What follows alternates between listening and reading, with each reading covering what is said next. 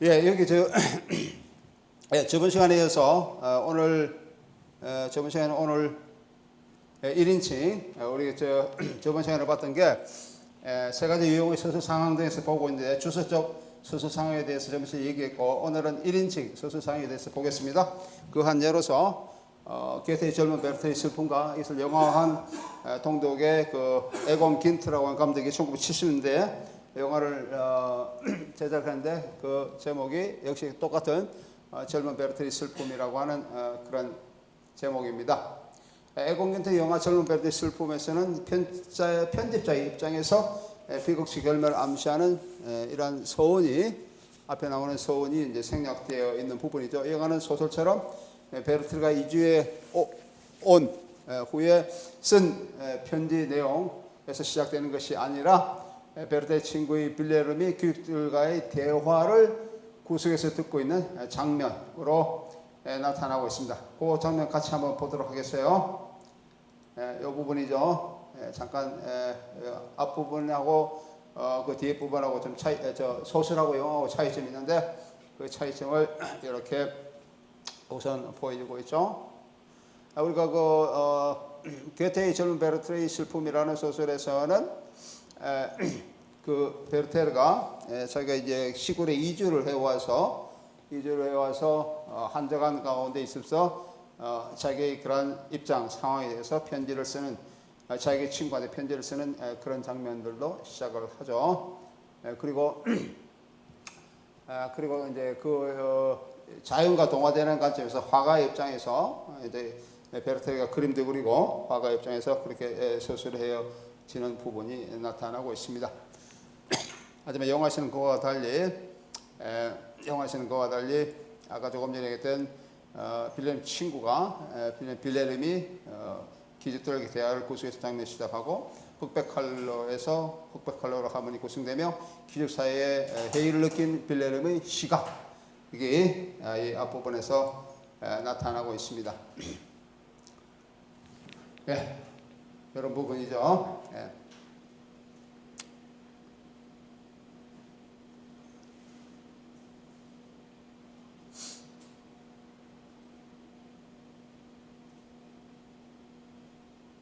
베르테에서 받은 편지. 소설에서는 이런 빌레름 시각이 아니고 베르테의 시각인데, 여기서는 이제 그 1인칭의 관점인데, 영화에서는 그것이 우리가 여기 이 부분에서는 이제 빌레름의 관점에서 이렇게 묘사되고 있는 부분으로 나타나고 있습니다.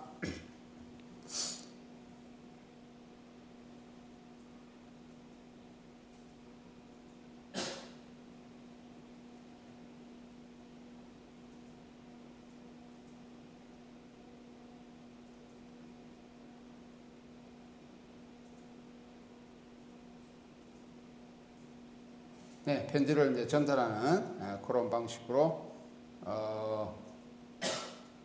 서사를 이렇게 진행시키고 있죠. 우선 자살의 모티브가 여기서 지금 먼저 이 프롤로그에 해당되는 부분인데요. 자살의 모티브가 벌써 이렇게 암시되고 있는 그런 부분입니다.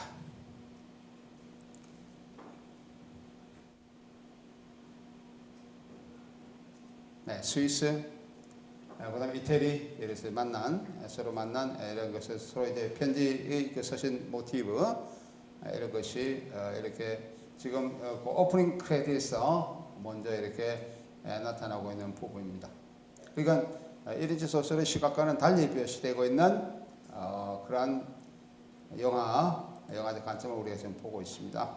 이게 보면은 이 오프닝 시크에서는 컬러로 화면이 바뀌고 황량한 겨울산을 비추고 조금 전에 본 것처럼 불안을 느끼며 주고 있는 현악기 연주로 이제 이어지고 있습니다. 그 다음 시골 마을을 위주하는 이 시퀀스에서 베르테와 여행을 동행했던 여행자와 친구인 빌레름의 대화, 이제 베르테와 빌레름의 대화로 이제 시작되고 있고, 겨울산은 하인에게 옆에서 넘어가는 장면이 나오는데, 이 소설에서 나타나지 않고 있는 부분입니다.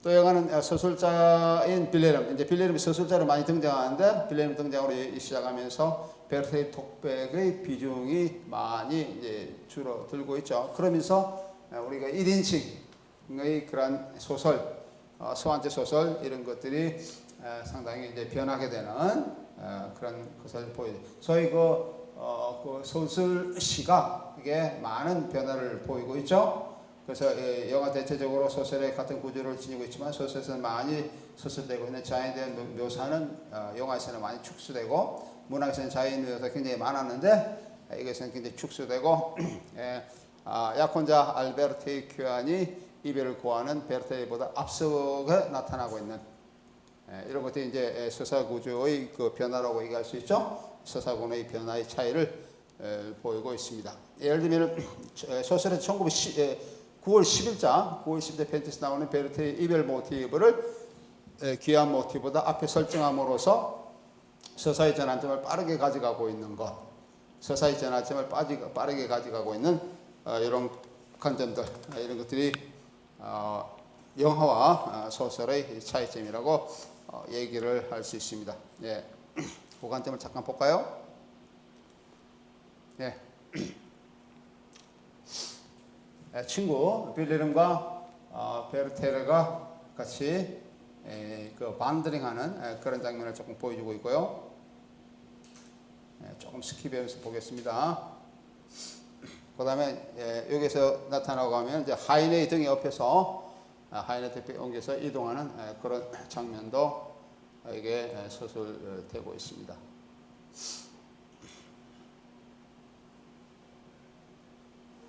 이거는 이제 유지하는 장면을 보여주고 있고요.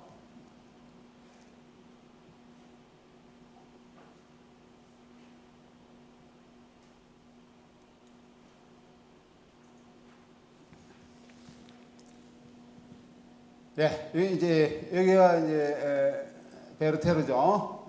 베르테르가 이제 등장하는 장면입니다. 등장을 해서 로테와 만나기 이전에 그런 관점을 조금 보여주고 있습니다. 예. 그 다음에 로테의 집에 가서 로테와 만나는 시퀀스에서 로테의 얼굴이 줌인되고 난 뒤에 베르테르는 카메라를 응시하고 그녀는 그녀를 보는 순간 첫눈에 빠져들고 말았네. 마치 늪에 빠져 헤어나지 못하는 것처럼 말하고 관객에게 말을 건네는죠. 관객에 말을 건네는 그런 베르테르의 그런 시점이 나타내게 되는데 이 장면은 소설에서와는 다르게 베르테르의 내면을 직접적으로 관객에게 전달하고 있는 부분입니다. 그거 한번 같이 볼까요? 로테를 처음 만나서 보는 그 베르테르의 그 관점을 묘사하고 있는 부분입니다. 여기서 이제 자기가 그림을 그리는 이런 그 화가로서의 관점이 묘사되고 있고요.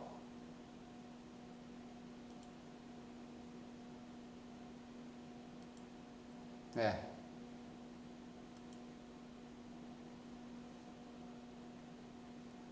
이제 샬롯테가 이제 조금씩 등장하죠. 이 부분입니다. 이 부분이 조금 전에 얘기한 것처럼 잠깐 다시 볼까요? 이 부분이 그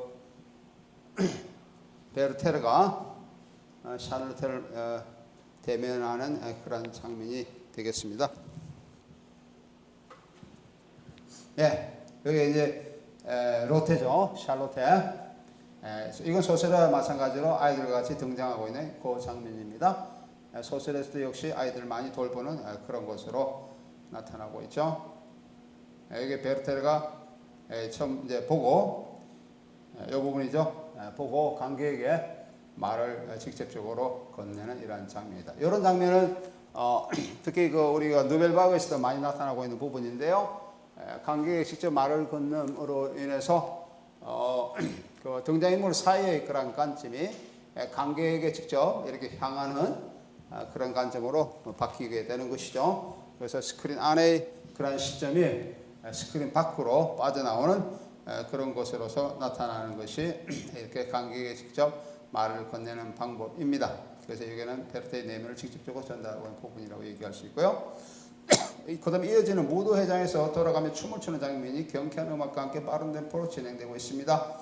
그 춤의 장면에서 롯데와 춤을 추고 싶어하는 베르테의 내면을 들춰내기 위해 또한 주민 되고 있는 거죠. 주민 되고 있고, 그래서 이별의 시퀀스는 흑백으로 나타나게 됩니다. 그 무도회장에서 춤을 추는 시건 잠깐 보겠습니다. 이런 부분이에요. 이런 부분에 그 무대에서 춤을 추고 있는 그런 부분이 되겠습니다.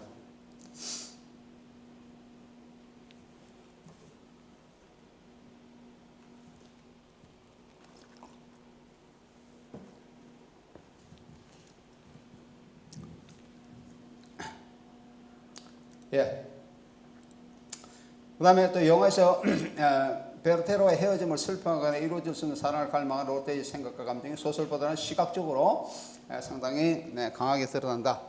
아무래도 영화는 이제 시각 매체이기 때문에 이것을 강하게 보여주고 있다라고 하는 제 특징이라고 얘기할 수 있습니다. 또한 소설의 3월 15일 편지에 해당되는 기적 파티 시퀀스에서 상류층과의 갈등이 피의 이미지로 극명하게 드러난다라고 하는 것이에요.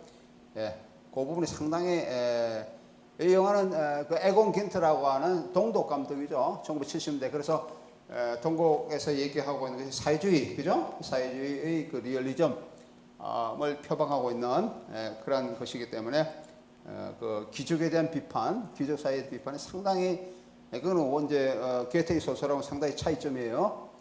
그것이 상당히 강하게 드러나고 있는 부분입니다. 조금씩 스킵해서 보도록 하겠습니다.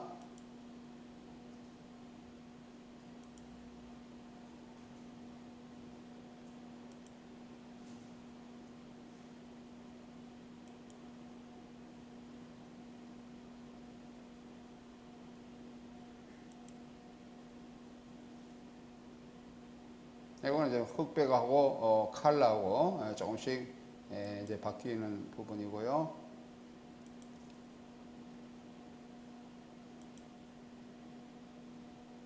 네.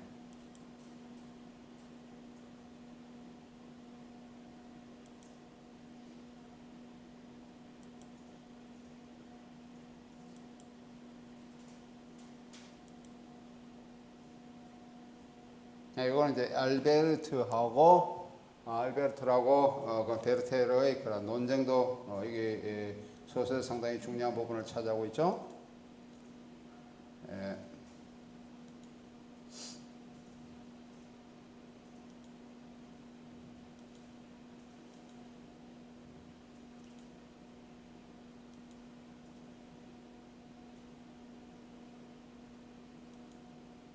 이거는 이제 알베르트와의 그런 논쟁이에요. 자살에 관한 그런 노도 조금씩 나오고요.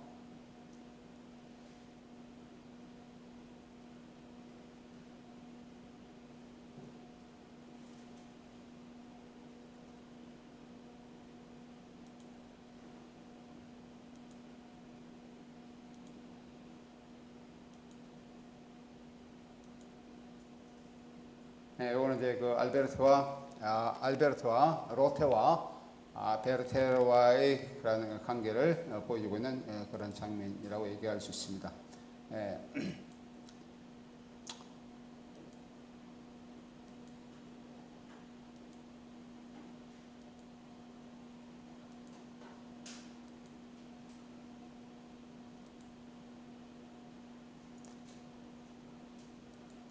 여기 이제 그 귀족 파티 시퀀스예요. 그 귀족 파티 시퀀스 이 부분을 같이 한번 보도록 하겠습니다. 이 부분이 상당히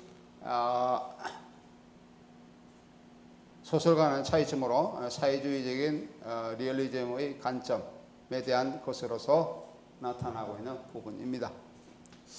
여기 이제 찾아가는데 귀족 파티에 이제 참석을 하게 되는데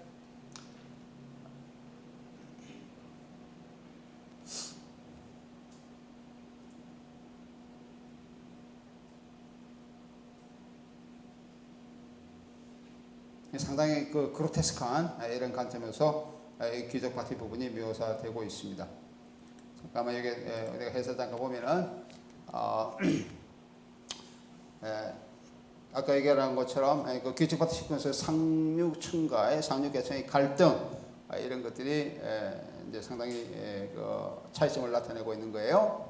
우선 젊은 베르테의 슬픔은 여러 가지 소설과 여러 가지 차이점을 보여주고 있는데 주제상의 차이, 우리가 그 고전주의에서 얘기하고 있는 고전주의에서 얘기하고 있는 그런 게테의 젊은 베르테의 슬픔의 관점, 거기서는 흔히 얘기하는 뭐 경건주의가 거기에 포함되어 있고 어떤 부분적으로 슈트루먼트랑도 거기에 포함되어 있고 아직까지는 그 고전주의가 표방하고 있는 객관적 유토피아, 객관적 리얼리즘에 가기 전의 단계인 그런 어떤 멜랑콜리 문학이라고 할까요? 이런 관점도 상당히 강하게 드러나고 있는 부분입니다. 그런 것이 나타나고 있고 뒤에 나오는 에공진터의 젊은 베르테의 슬픔은 또 다른 관점이죠. 그래서 이 주제상의 차이, 시간 공간의 차이, 서술 시각의 차이, 대형식의 차이, 몽타주 설정의 차이 등 이런 것에 우리가 많은 분석을, 차이점을 분석할 수가 있습니다.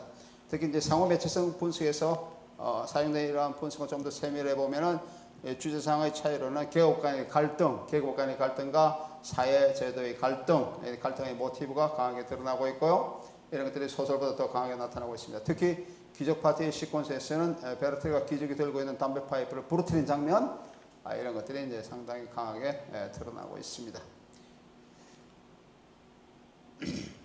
그 장면을 다시 한번 보도록 하겠습니다. 귀족 파티 시퀀스의 장면.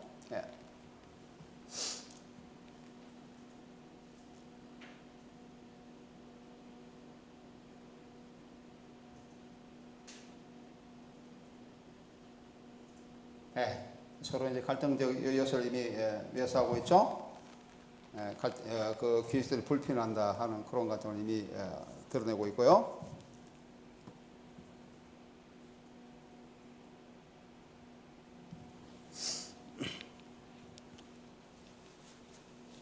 네, 어울리지 않는다는 그런 것도 상당히 강하게 암시하고 있는 그런 부분이죠.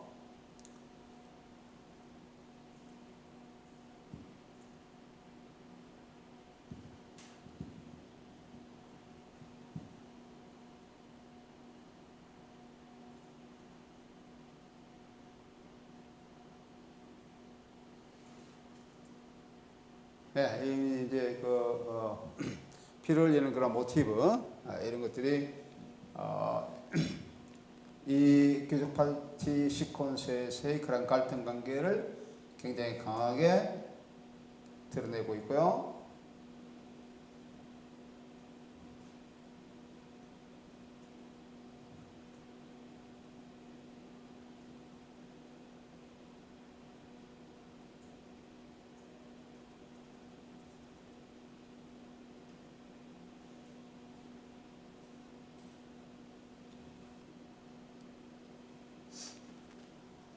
네, 이 부분이죠. 그래서 이게 그 귀족이 들고 있는 파이프, 담배 파이프를 부셔뜨리는 이런 장면들, 이런 장면이 이제 그 폭력의 모티브와 같이 나타나고 있습니다.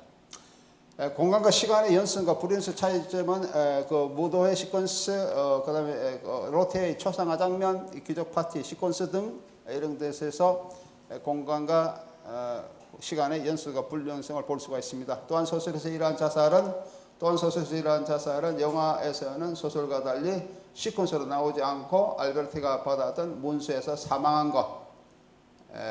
소설에서는 이런 사망의 관점이 상당히 중요하게 나타나고 있죠. 묘사도 상당히 자세하게 나타나고 있는데 반해서 영화에서는 어떤 시퀀스별로 처리되지 않고 알베르트가 이제 하인이 알베르트가 어떤 문서를 갖다 줘요. 문서를 갖다 주는 그것에 이제 그 알베르트가 그것에 다시 인지하는 베르테가 사망했다, 자살했다는 것을 인지하는 그런 것으로서 나타나고 있습니다. 소설에서는 베르테가 로테에 쓴 12월 20일 편지에서는 다음과 같이 묘사되어 있습니다. 내가 한번 인용해 보겠습니다. 마지막으로 나는 이 눈을 떴습니다. 이 두 눈은 다시는 태양을 보지 못할 것 같습니다. 어둡고도 짙은 안개가 낀 날에서 태양도 가려져 버렸습니다. 상당히 이제 죽음을 암시하고 있죠. 자연이여 슬퍼해도 그대의 아들, 그대의 친구, 그대의 연인이 종말을 향해 다가가고 있다오. 로테여 이것이 정말 무엇과도 비길 수 없는 느낌입니다. 마치 영롱한 꿈을 꾸고 있는 것과 아주 가깝습니다. 나는 이것이 마지막 아침이라고 혼자 중얼거렸어요. 마지막 아침이. 그런데 내일은 사지가 축 늘어진 채 땅바닥에 누워있겠지요. 죽음이라. 언제나 인간은 너무나 제한된 존재라서 자기 존재의 시작과 종말에 대해 의미를 알지 못합니다. 오, 용서해 주세요. 나를 용서해 주세요. 어제 일을 말입니다. 어제가 내 일생의 마지막 순간이 되었어야 했습니다. 아, 천사 같은 거대요. 정말로 처음으로 아무런 의문 없이 내 마음속 깊은 곳에서 환희의 감정이 타올랐습니다. 롯데야, 내가 먼저 가겠습니다. 나의 아버지 곁으로, 당신의 아버지 곁으로 여행을 떠나고자 하는데 권총을 좀 빌려주시겠습니까? 그럼 안녕히 계십시오. 라고 하는 이런 이런 것들이 베르테르가 롯데에게 쓴 편지인데, 이것들이 죽음의 모티브가 강하게 드러나고 있는 부분입니다. 이에 반해서 영화에서는 자살시켜서는 가부를 사랑한 하인, 여기 나오는 라인하드의 처벌로 이제 이어지고 있습니다. 라인하드를 만나고 롯데에게 다시 돌아온 베르테르는 알베르트가 죽게 되면 얼마나 좋을지 상상하는 그런 장면을 보여주고 있습니다. 그로테스크한 이 환상적인 장면은 슬로우 모션으로 처리되고 갑자기 주전자가 깨지고 고양이가 날아다니는 듯 비현실적인 그런 이미지로 묘사되고 있습니다.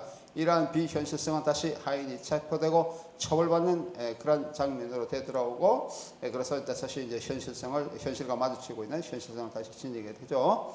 이 체포되어서 머리카락이 잘리고 폭행당하는 하인의 처벌 장면은 베르테르의 상황을 강하게 암시하고 있는 그런 부분이라고 얘기를 할 수 있습니다. 처형하는 장면은 에리히 호네커가 1960년대 중반에 강조한 깨끗한 나라라고 하는 그러한 슬로건과 굉장히 깊은 관계를 보여주고 있죠. 그래서 이게 동독 영화이기 때문에, 동독 사회주의 리얼리즘을 묘사하고 있는 영화이기 때문에, 동독에서 에릭 호네카가 실제로는 그 동독의 수상에 해당되는 그 당석에 오른 것이 1971년도에 이제 이게 오르게 되는데, 그 이전에 상당히 높은 그런 지위를 누렸던 이 에릭 호네커가 1960년대 중반에 이른바 깨끗한 나라라고 하는 이런 슬로건을 내걸었죠. 동독은 깨끗한 나라다라고 하는 그런 의미예요. 깨끗한 나라라는 것은 부정부패 없고 이혼도 없고 결혼도 아주 이른바 결혼도 아주 그런 아주 깨끗한 이런 나라의 이미지에 맞는 그런 결혼으로서 이루어지는 나라다라고 하는 그런 관점이죠. 하지만 그런 관점에서 여기 나오는 누굽니까? 하인 라이니히 처벌, 그래서 가부를 사랑한 이런 처벌이 이런 장면으로 상당히 강하게 나타나고 있다라고 합니다. 이 처벌의 관계가 그 베르테르의 죽음 이미지와 연관이 되고 있다라고 하는 그런 부분이에요. 예. 그 서술성 달리 영화에서는 신분과 간섭, 돈, 편견 때문에 일어난 일이라고 하며 현실적인 이유를 들어서 변호하지만 실패로 이제 돌아가죠. 영화에서는 특히 흑백으로 처리된 장면에서 누군가가 사라져야 한다면 내가 살아야 한다고 독백하고 있는 장면이 이어지면서 자살을 강하게 암시하고 있습니다. 하지만 이러한 자살은 영화 소설과 달리 시코스로 나오지 않고 알베르트가 하인에게서 받아든 문서에서 이렇게 나타나는 형식을 취하고 있습니다. 여기에 조금만 더 보겠습니다. 아까 얘기하고 있는 그 기적의 파티 시퀀스.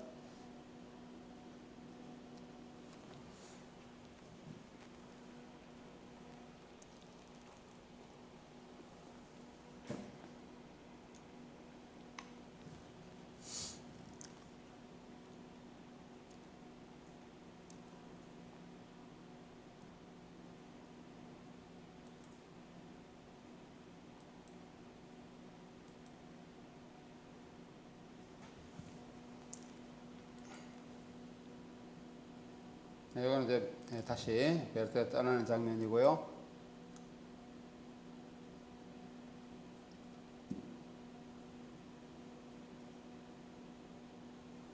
네, 알베르트와 로테와의 그런 만나는 장면이죠.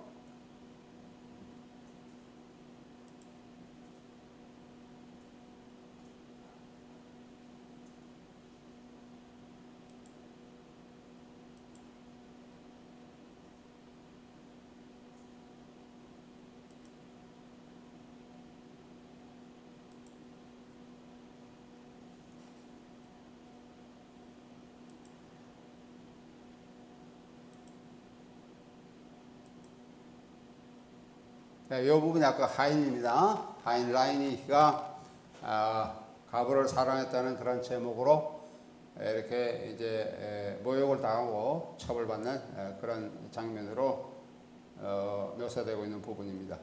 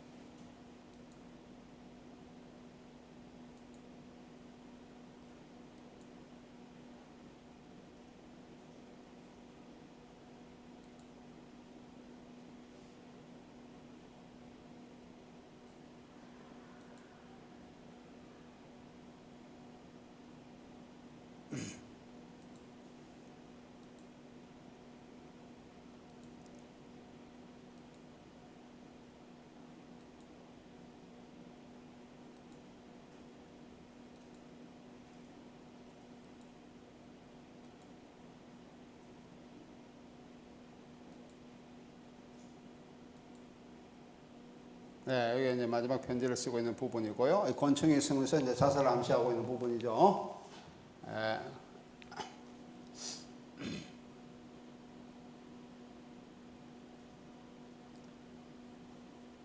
네, 그 자살을 한 그런 상태가 나타나고요. 요 마지막 장면에 보면은 마지막 장면을 보면은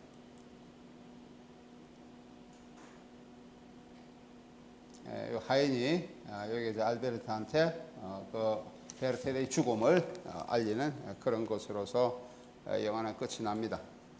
예, 조금 더 서술 시각의 차이를 조금 더 살펴보면 영화의 경우 주로 제3자의 관찰하는 시각의 주석적 관점으로 나타나고 있습니다. 그래서 이거는 소설에서는 1인칭이라고 하는 그런 소설의 관점인데 영화에서는 이제 주석적인 관점으로 상당히 바뀐다 이 말이죠. 인물관에 대하는 관찰하는 제3자의 시각으로서 관찰되고 있습니다. 하지만 무대에 가기 위해서 로테를 데려가는 장면이나 자살 전 고뇌에 찬 자신의 내면을 서술한 장면들에서 관찰 시점 그 자체가 제3자의 시점이나 음성은 베르테르 독백으로 구성되어집니다. 하지만 몇몇 군데 전제전능한 시점에서는 서술된 부분도 이제 존재하게 되죠. 이러한 다양한 서술 방식은 단조로운 느낌을 탈피하려고 하는데 상당히 이제 기여를 하게 됩니다. 특히 알베르트가 갑자기 사망한 것을 상상하고 있는 장면에서는 베르테의 머릿속에 상상의 세계를 이제 넓혀주고 있는 그런 부분을 나타내고 있죠. 뭐 예를 들면은 뭐 알베르트가 슬로우 모션으로 처리되고 있더니 갑자기 이제 고양이가 날아들고 있는 뭐 이런 간접 이런 것들이 전지전능적인 어떤 자기가 주관적인 사람 다른 사람의 어떤 행위 내지는 다른 사람의 그런 상황 또는 죽음 운명 이런 걸 다 자식이 이제 상상적으로 그리는 부분이죠. 이런 것들이 주관적과 전제능력 그런 주석적 시점이 서로 맞물리는 그런 경우라고 얘기를 할 수 있습니다. 또한 베르테의 1인적 시점으로 서술하고 있는 부분도 물론 나옵니다. 예를 들면 알베르트가 사물을 보러 간 사이에 로테의 집으로 찾아간 베르테가 로테의 오션을 읽어주고 있는 부분들 그렇게 읽어주며 격정에 찬 장면 이런 것들이 이제 1인칭의 부분. 이건 소설과 마찬가지로 1인칭 부분으로서 나타나고 있는 부분이라고 얘기할 수 있습니다. 또한 일치하게 이 장면에서 로테의 입이 화면으로 클로즈업 되면서 아까 그 로테의 입술이 화면에 갑자기 크게 한번 나온 적이 있었죠. 조금 전에 크로체테 부분 이런 부분들이 주관적 시각을 보여주고 있는 부분이라고 얘기를 할 수가 있습니다. 예, 아까 1인칭 소설 상황을 조금 더 이제 살펴보면 1인칭 소설 상황에서는 주석적 소설 상황과 구별되고 있는 것이 우선 서술자가 소설의 등장인물들의 세계에 속하고 있다라고 하는 부분이에요. 서술자가 소설의 등장인물의 세계에 속하고 있다는 점이고 그 자신이 사건을 체험하였든지 더불어 체험했든지 또는 관찰했든지 또는 그 사건의 실제적 주역들로부터 직접 들은 것 이런 것을 나타나고 있습니다. 1인칭 시점이 그런 거라는 얘기예요. 또 이 소설 상황에서도 역시 보고적인 소설 방식이 우위를 차지하며 장면적 모사는 이에 종속적인 위치에 점하는 그런 것으로서 나타나고 있습니다. 1인칭 소설 상황에서 서술자가 작중 세계의 인물로서 등장하고 있죠. 그는 자기가 체험한 것이나 관찰한 것 또는 소설 내의 다른 작중 인물로부터 들은 것을 서술해 나갑니다. 그러니까 여기서도 서사적 묘사의 간접성이 명백하게 눈으로 보이는 것으로 나타나고 있고 또 그렇기 때문에 여기서도 주석적 소설에서 마찬가지로 소설가 자체가 얘기의 대상으로 나타나고 있는 경우라고 얘기를 할 수가 있습니다. 그리고 또 1인칭 소설 상황 조금 더 1인칭 소설 보면은 1인칭 소설 상황은 작가를 1인칭 인물의 입장과 체험 시각이 고정시키기 때문에 주석적 소설 상황과 비교해 볼 때 그보다 더 번거롭게 나타나고 있습니다. 18세기며 19세기 많은 작가들이 1인칭 소설 상황을 지니고 있는 이와 같은 시각의 고정성을 가리켜 허구의 세계를 창조하는데 상당히 이제 노력을 한 것으로 이렇게 나타나고 있죠. 네. 이것은 우리가 그 영화에서 롱샷으로 이렇게 표현할 때는 파노라마 세계 아니면 전반적인 이런 것을 보여주고 있는 주석적 상황과는 달리 1인칭이라는 소설은 어떤 개인적인 상황에 굉장히 치중할 수 있으며 어떤 그 사람의 내면 세계를 이렇게 빠져들어가는데 상당히 좋은 소설 방식이라고 얘기를 할 수가 있습니다. 예.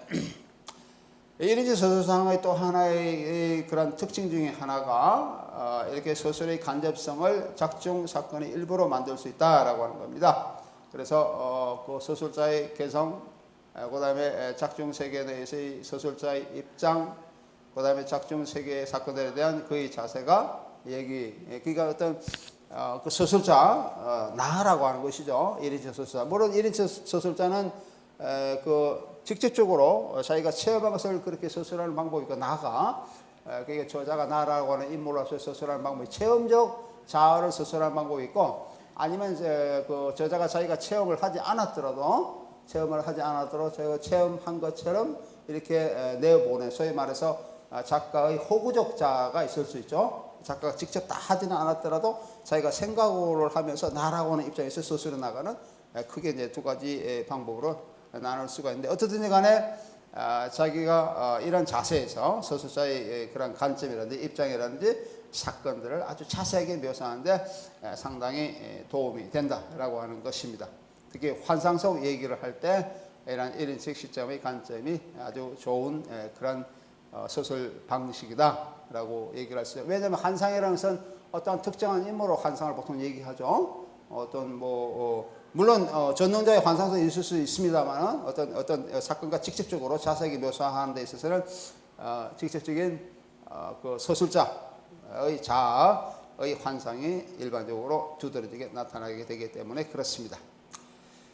예, 그러니까 주석적 소설의 그런 그 소설 시각은 일반적으로 대상과 또는 인물과 거리감을 많이 두는 데 반해서 1인칭 소설, 1인칭 자아를 내세우는 것은 이런 체험의 세계 또는 뭐 회상도 있을 수 있고 또는 직접적인 체험의 세계를 드러내는 것이다 라고 얘기를 할 수가 있어요. 1인칭 소설은 긴장의 양극의 주소처럼 더 이상 소설자의 세계와 등장인물의 세계라고 있는 이런 분리 나타나지 않는다라고 하는 겁니다. 그 주석적에서는 소설자의 세계와 등장인물의 세계 이런 두 가지가 양극화가 이제 두드러지게 나타나고 있는데 1인칭 소설에서는 그런 것이 조금 상당히 많이 줄어드는 그런 것을 보여주고 있습니다. 예, 의식과 회상이 1인칭 소설에서 커다란 명령으로서 나타나고 있죠. 자기의 그런 주체적 의식을 드러내는 것하고 자기의 회상 속에서 이렇게 키워가면서 서술하는 방법, 이런 것들이 1인칭 서술의 주도적인 어떤 방법, 영역이다. 이렇게 얘기를 할 수가 있습니다. 예. 이게 이제 1인칭 서술자의 관점을 쭉 얘기를 한 것이고요. 그 다음에 인물 시각적 서술 상황에 대해서 잠깐 보겠습니다. 이것은 die personale Erzählsituation이라고 얘기를 할 수 있습니다. 인물 서술적, 인물 시각적 서술 상황. 이것은 내가 저번 시간에 잠깐 얘기를 했듯이 카프카 작품에서 흔히 많이 나타나고 있는 그런 방법이라고 얘기하고 있는데, 이것은 서술자가 직접적으로 얘기에 참가하는 것은 아닙니다. 서술자가 지금 참가하는 것이 아니고 어떤 인물들이 많이 있는데 서술에 그 인물들 뒤에 배경으로 이렇게 존재하면서 서술의 존재가, 자기는 서술하지만 그 존재가 독자에게 드러나지 않게 하는 그런 방법, 이런 것들이 인물 서술적 시각 서술 상황이라고 얘기를 할 수 있습니다. 그러면서 인물 서술 상황은 우리가 직접성의 환상이라고 그렇게 얘기를 하고 있는데, 내가 여기서 얘기한 것처럼 Die Illusions der Unmittelbarkeit라고 얘기하고 있는데, 이것은 마치 독자가 그렇게 눈에 두드러지게 띄지 않는 그런 서술자, 소위 인물 서술적 서술 상황을 보여주고 있는 그 서술자의 그런 뭐 행위라든지 이런 사람이 사건에 참여하는 그런 경우를 통해서 마치 어떤 사건 어떤 무대에서 직접적으로 그 독자가 마치 연극을 보는 것처럼 그런 인상을 받게 된다, 이런 뜻이에요. 그래서 여기서 작가가 한 작중 인물의 눈을 통해서 작중 세계를 관찰하고 있는 동안 그런 한영을 보여주는 것이 인물 시각적 서술 상황이다라고 얘기를 할 수가 있습니다. 예, 다시 말하면 이 작중 인물은 서술을 하지 않고 사건이 그의 의식 속에서 투영되고 있는 것처럼 보이게 한다. 사건이 자기 의식 속에 투영되게 나타나고 있는 것, 이렇게 보여주게 한다, 이런 뜻이에요. 예, 그래서 독자가 마치 상상의 세계 속으로 아주 자세하게 묘사되는 것이 상상의 세계 속으로 이렇게 하면서 직접적으로 뭔가를 보는 것 같은 환상을 일으키는 방법, 이것들이 이제 인물 서술적 서술 상황이라고 얘기를 할 수 있습니다. 여러분들 카프카 작품을 많이 읽어보면 이런 것들이 굉장히 많이 나타나고 있습니다. 변신이라든지 그레고리 잠자가 이렇게 자기가 느끼고 있는 이러한 방법, 자기가 이렇게 방 안에서 이렇게 비유하는 방법, 이런 것들이 굉장히 자세하게 묘사되고 있어요. 그래서 마치 관객이 읽으면서 내가 지금 이거에 대한 연극을 보는 것처럼 그렇게 나와 있죠.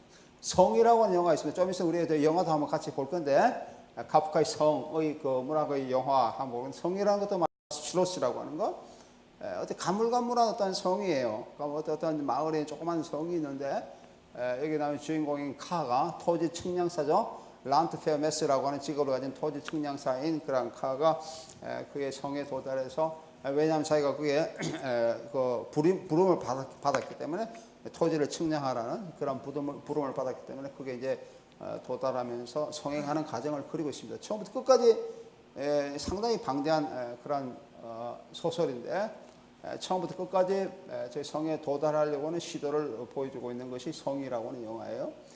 저 소설이에요. 그런데 그건 뭐 계속 성행하는 묘사를 이렇게 계속 보여주고 있는데, 결국 나중에는 가지는 못하지만은 다시 계속 그 자리에 맴돌고 있는 그런 것을 보여주고 있지만은, 하여튼 이런 것을 보는 그 장면을 보고 있는 그런 사람들이 이게는 직접성을 보는 것 같은 그런 환상을 느끼게 해준다라고 하는 그런 것입니다. 이 인물 시각적 소설은 그렇기 때문에 직접적인 환상을 통해서 관객으로 하여금 또는 독자로 하여금 뭔가 잘 볼 수 있도록 만들어지기 때문에 객관성이라는 것이 굉장히 많이 확보됩니다. 객관성에서 많이 확보되고, 그 다음에 특정한 시각이 굉장히 부각되고 있고요.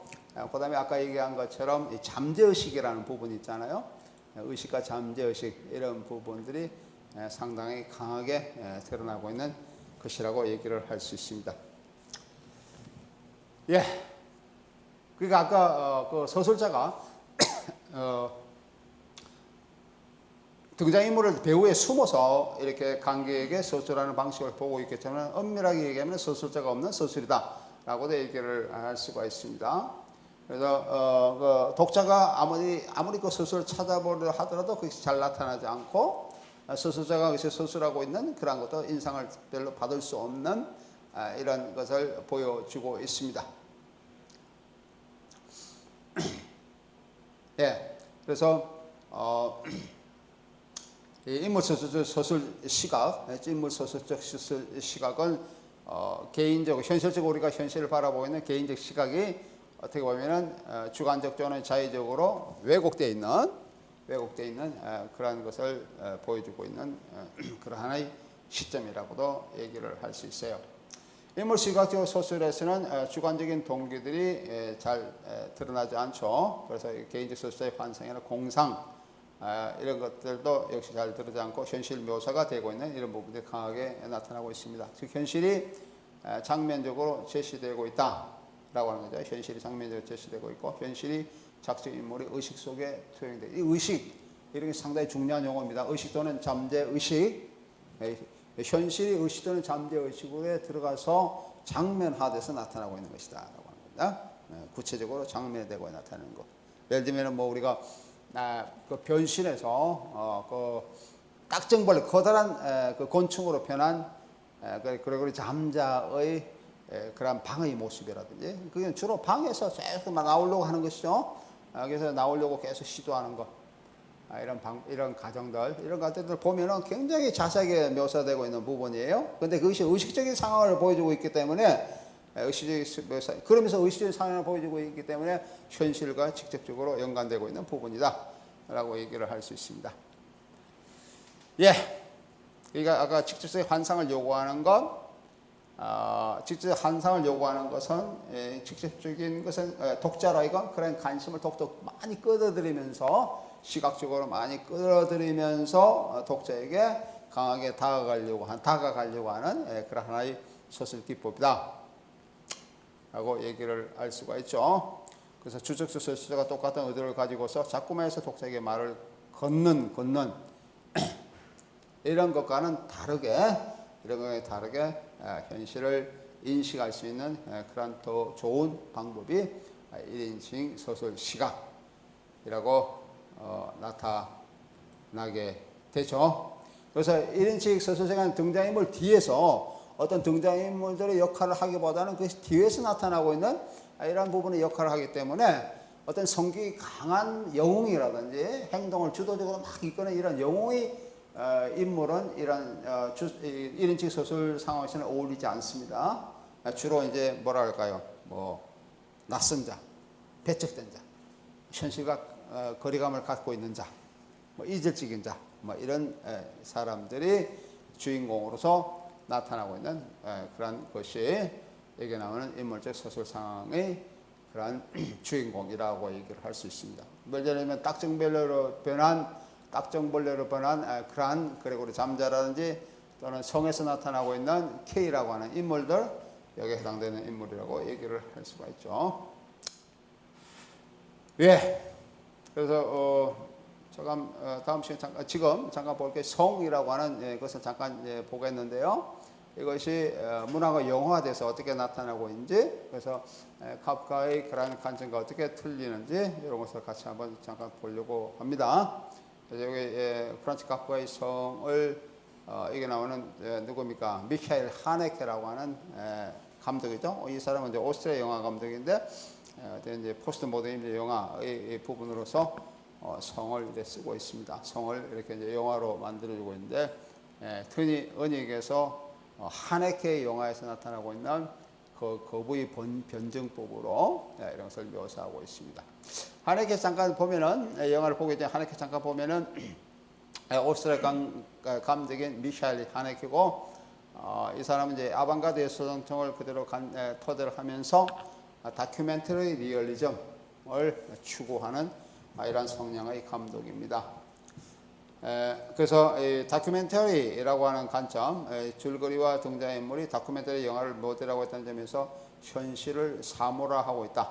그래서 페어딩 리쿵 하고 있는 그런 입장을 취하고 있다라고 하는 거예요. 그래서 현실의 사물화는 현실과의 현실이 사물화는 현실과의 거리감을 강조하거나 문화적 이질감을 드러내면서 사회 속에서 드러나고 있는 주체의 소원을 심화시키는 거죠. 사회의 주체의 소원을 심화시키고 이 과정에서 낯선 것과의 만남 이런 것이 이제 상당히 강하게 드러납니다. 낯선 것과의 만남이 드러나고 또한 두려움, 열정과 상반되고 있는 감정, 열정과 상반되는 감정 또는 여기 나오는 이러한 감정이 병립하는 사회에서 친숙하지 않은 그런 이질성과의 그런 대립을 보여주고 있다라고. 그 이질성과의 사회의 이질성과의 대립성은 예술의 스스로에 대한 직관력을 지니지 못하게 하고 있는 것이고요. 이로 인해서 예술에 대한 경험이 사물화된 사회를 반영하는 것을 보여주고 있습니다. 예술이 반예술과 변제보적 관계를 이제 지니고 있다고 그렇게 얘기를 한다 그러면은 예술은 아도르노의 의미에서 사물화의 특성을 이제 지니게 되는 것이죠. 그래서 아도르노의 그 미학 이론에서 카프카의 힘은 부정적인 현실 감정의 힘이다라고 이제 언급하고 있는데 이런 관계, 이래서 역사적 과정 속에서 심전된 표현 의미가 무의미하게 되고 있다라고 하는 것을 강조하고 있는 부분이라고 얘기를 할 수 있습니다. 아도르노는 테오도르 아도르노 우리 프랑크푸르트 학파의 그런 이론가라고 얘기할 수 있죠. 프랑크푸르트 학파 이론가 이런 사람들이 어떤 문화와 예술의 그 물화 과정을 굉장히 비판하고 있는 부분인데 사물화, 인간의 의식을 하나의 획일적으로 만드는 그런 과정을 얘기를 합니다. 사물화 과정이라고 하는 것은 그런데 그런 것에 거부하는 그런 예술로서 카프카 예술을, 카프카 문학을 상당히 이제 높게 평가하고 있습니다. 카프카 문학뿐만 아니고 아방가드 예술 이런 것들을 굉장히 높게 평가하고 있는 부분이죠. 이 카프카의 힘은 부정적인 현실 감정의 힘이다라고 언급하고 있어요. 역사적 과정 속에서 심전된 표현 의미가 무의미가 되고 있음을 보여주고 있습니다. 이는 프란츠 카프카의 장평 소설 성이라고 하는 이 성은 1926년도에 카프카가 쓴 건데 이것을 영화한 1997년도 영화에서 드러나고 있는 그런 부분이라고 얘기를 할 수 있어요. 하네케에 대해서 조금 설명이 나오는데 하네케 있죠? 오스트리아 비엔나 대학에서 철학과 드라마를 하고 하네케는 영화 비평가에서 출발을 하고 있고요. 1960년에서 1970까지 그다음에 지드 베스트 funk라고 하는 그런 WF 이런 방송국의 편집자로서 나타나고 있고 함부르크 사우스빌 샤우스빌 하우스 영국입니다. 베를린 그런 실루극장, 비엔나의 그런 브루크 극장이라든지 그래서 극작가로서 하고 그리고 나중에 1973년에는 텔레비전 제작 책임자로서 이제 일을 하게 되고 특히 그의 연극 경험은 브레이트의 생소화 효과를 체득하는데 많은 계기가 되고 생소화 효과, 페어 프렌덕시 이펙트라고 하는 이러한 것을 보여주는데 많은 기여를 하고 있다라고 얘기를 할 수 있습니다. 하네케의 영화 미학은 사회의 부정성에서 더 나아가 몸을 매체화하는 거죠. 몸을 매체하고 매체의 사회적 기능을 강조하는 그런 것을 보여주고 있습니다. 몸을 매체한다는 것은 몸의 위기를 전제를 하고 있다는 것을 의미하고 특히 아방가드의 예술이나 가상 세계에서 또는 사이펑크 문화에서 잘 드러나고 있는 몸의 위기와 상실은 사회적 폭력의 문제와 연관되고 있습니다. 하네케의 TV 영화 성과 함께 1977년에 같은 해에 제작된 그 퍼니 핑크, 퍼니 게임이죠. 퍼니 게임 이런 것들이 그 사회적 폭력, 몸의 위기 이런 것을 보여주고 있는 영화라고 얘기를 할 수 있습니다. 영화를 보기 전에 카프카 작품을 영화한 것을 보기 전에 조금만 더 영화를 이해하기 위해서 하네케 조금 더 설명하면 다음과 같습니다. 하네케의 성은 넓은 1990년대 이후 영제노 시네마에 속하는 그런 영화이고요. 뉴제먼 시네마 대적으로 영제먼 시네마는 사회주의 새로운 리얼리즘을 추구하고 있는 이러한 것이라고 얘기할 수 있습니다. 영제먼 시네마는 관객을 교육시키고 새로운 리얼리즘에 적응하게 하는 그런 측면을 강하게 드러내고 있습니다. 1990대 이후에 나타나고 있는 독일의 영화 이런 것들은 이제 영점화 시네마. 그 이전에 우리가 그 뉴저먼 시네마가 있었죠. 뉴저먼 시네마는 상당히 다른 그런 주제 내지는 모티브를 또는 다른 어떤 표현 방법을 추구하는 그런 것이라고 얘기를 할 수 있습니다. 관객을 교육시키고 새로운 리얼리즘을 적응하게 하는 그런 것을 드러내고 있습니다. 또한 이런 흐름 속에서 하네케의 다큐멘터리 리얼리즘은 관객 의식뿐만 아니라 현실도 사물하게 하는 것이죠. 관객 의식뿐만 아니라 현실도 사물하고 하는 것을 보여주고, 특히 영화에서 보이스 오버를 통해 해설되는 서사 형식, 영화에서 그렇게 많이 나타나고 있습니다. 보이스 오버를 통해서 나타나고 있는 서사 형식, 다큐멘터리 논피드 기법을 많이 차용하고 있고 사물화 과정을 부각시키고 있습니다. 우리가 좀 이따 이제 영화를 한번 볼 텐데, 그 해설자가 어떤 행위에 대해서 쭉 논평하고 있는 그런 것으로 나타나고 있어요.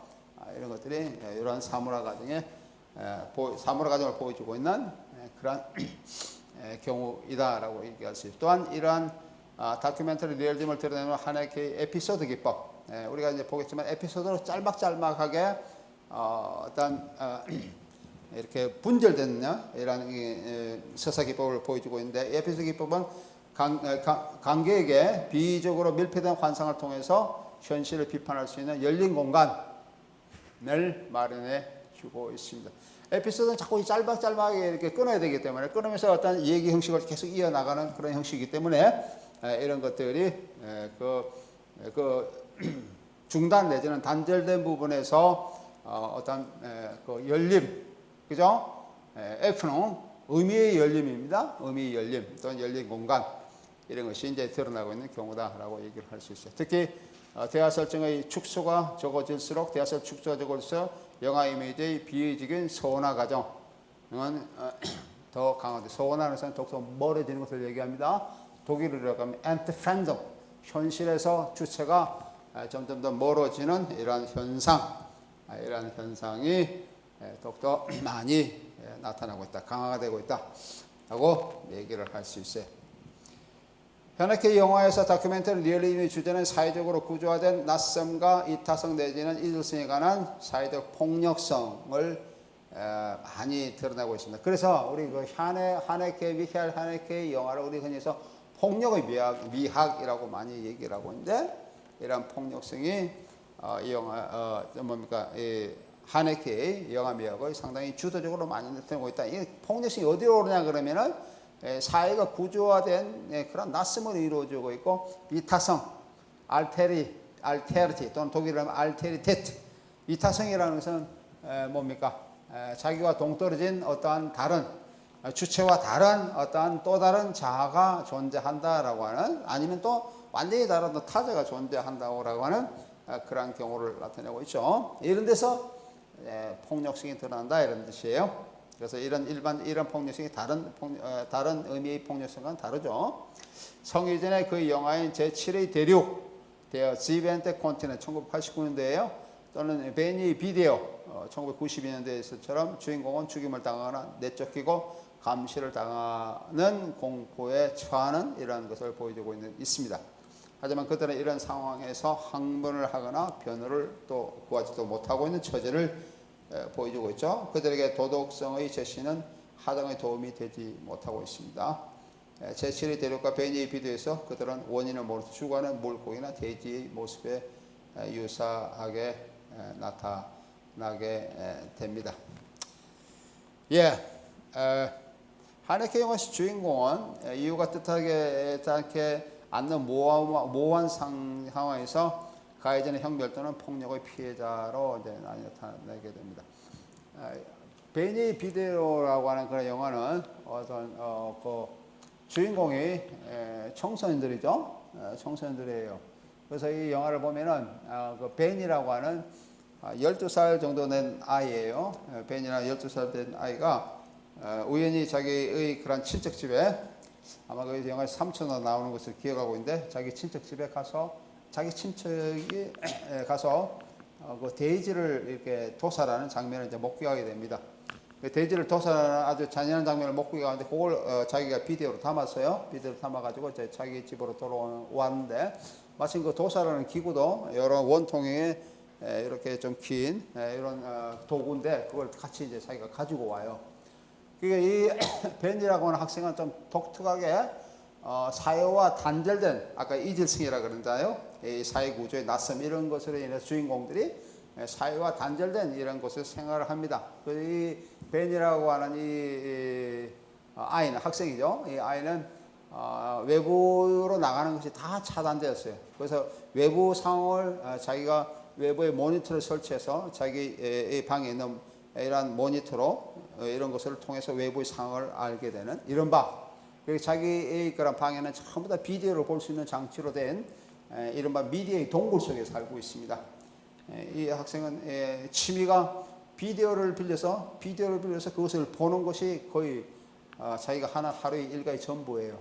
비디오 방에 가서 비디오를 빌리고 그것을 보고 또 다 되면 다시 이제 갖다 주고 반납하고 이런 것으로 계속 이루어지고 있는 부분인데 우연히 비디오 방에 다시 비디오를 빌리기 위해서 이렇게 갔는데 거기서 우연히 자기 또래의 그런 여학생을 만나게 됩니다.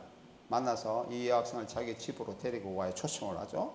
초청을 하면서 자기가 그 돼지 도살장의 친척집에서 보았던 그 돼지 도살하는 장면을 설명하고 자기가 그 기구를 보여주면서 그 여학생한테 이 기구를 한번 충격을 받으면은 사람이 죽을까라고 이렇게 이제 서로 얘기를 하는 방법이 있는데 그 방법의 그 얘기 중에서 그 여학생이 그러니까 이 학생이 이제 그 여학생 내가 한번 해볼까 그러니까 이 학생이 그냥 해보라 그래 장난삼아 해봐라 그래요. 그래서 위험하지 않은 거 죽지 않을까요? 뭐 경계도 해보라 그러는데 실제로 하니까 그 여학생이 죽어버렸어요. 영화 속에서 이게 이제 흔히 해서 우리가 미디어 윤리를 다룰 때 많이 이제 인용되고 있는 영화인데요. 여학생이 죽어버리는데 죽어가는 그 피가 은근하게 장면이 아주 적나라하게 묘사되고 있습니다.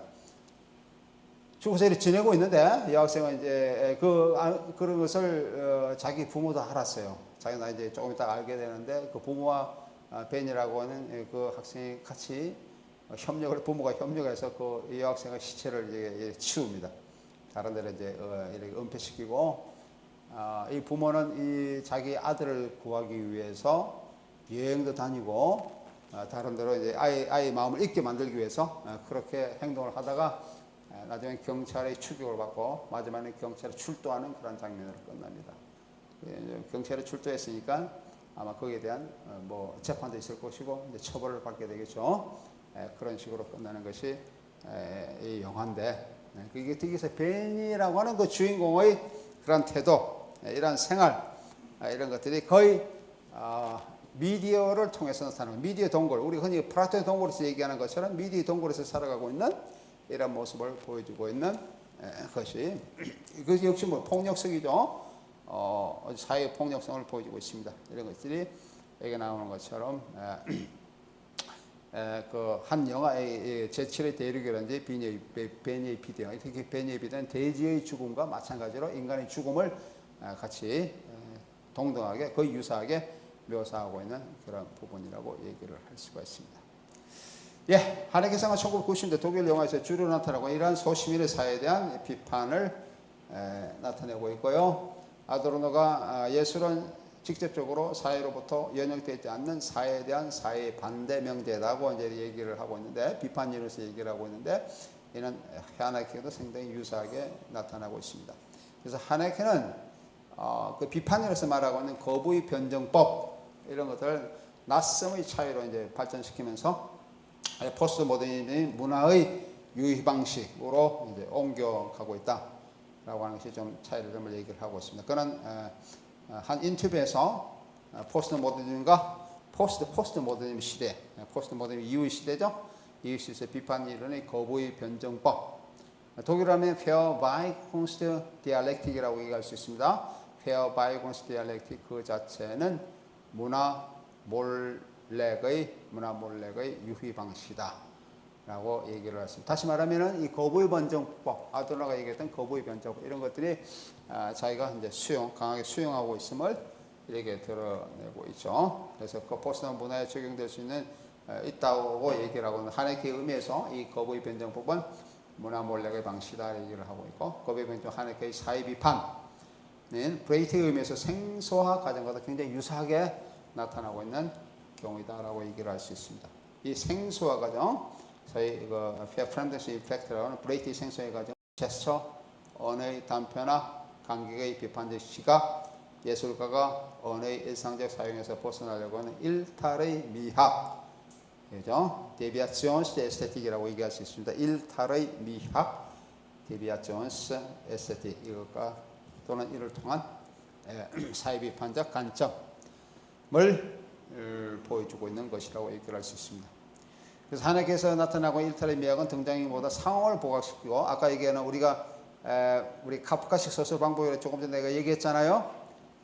그 인물 인칭적인 이런 시각 방법, 이거 개인의 운명보다는 그러한 상황을 초래하는 사회 형식을 더 중요시키고 있습니다. 1984년 인터뷰에서 영화는 심리학에서 벗어나면 사회 구조, 관계를 보여줘 찬스를 더욱더 많이 가지게 된다라고 얘기를 하고 있습니다. 그래서 등장인물의 심리적 묘사를 가능한 한 배제하려고 하는 그런 시도, 현실을 자연주의 세부 묘사 기법이나 네오리얼리즘처럼 세밀하게 묘사하는 것보다는 사회의 폭력성과 이런 나게 되고는 현실의 모습을 드러내고자 하는 시도로 나타나고 있습니다.